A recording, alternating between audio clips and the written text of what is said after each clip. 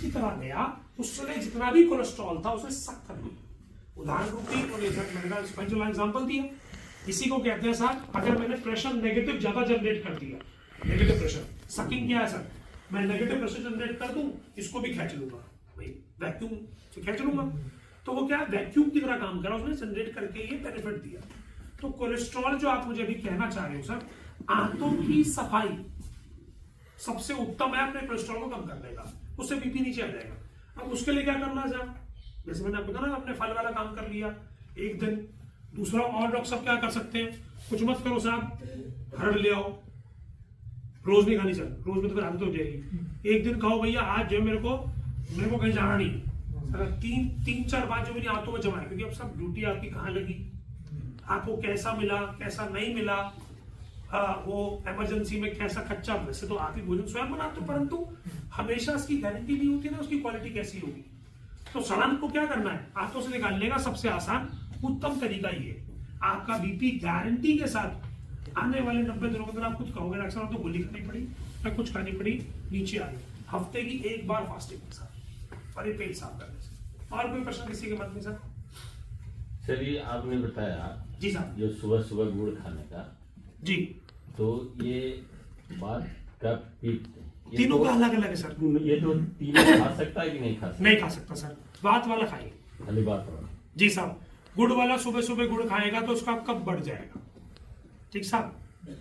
आंवला और गुड़ सबसे उत्तम है, रसायन है, लेकिन प्रकृति के अनुसार। गुड़ दिन में देखिए, गुड़ जो दिन में खाता है उसका अलग अलग प्रभाव पड़ता है, रात को सोते वक्त दूध में गुड़ डालकर लेता है उसका अलग प्रभाव पड़ता है, सबके प्रभाव अलग अलग है। एक ही गुड़ अलग अलग तरीके से काम कर रहा है, सुबह किसको खाना है, दोपहर में किसको खाना है और रात में किसको खाना है।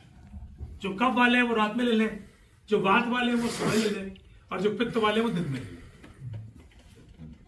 इसीलिए आपकी प्रगति प्रश्न है कि एक ही गुड़ की ढिल्ली को कैसे यूज करना है, पानी को कैसे यूज करना है। अब देखा जाए तो ऐसी बहुत सारी चीज है।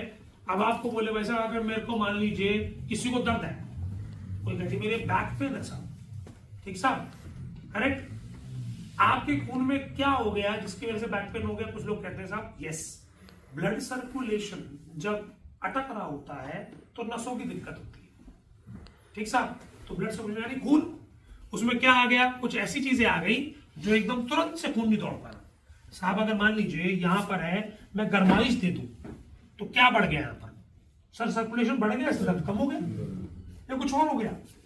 आप फिजियोथेरेपी कोई कराता हो तो क्या करते हैं, पीठ के ऊपर गर्म पट्टी लगाते हैं, उससे क्या होता है, ब्लड सर्कुलेशन बढ़ जाता है।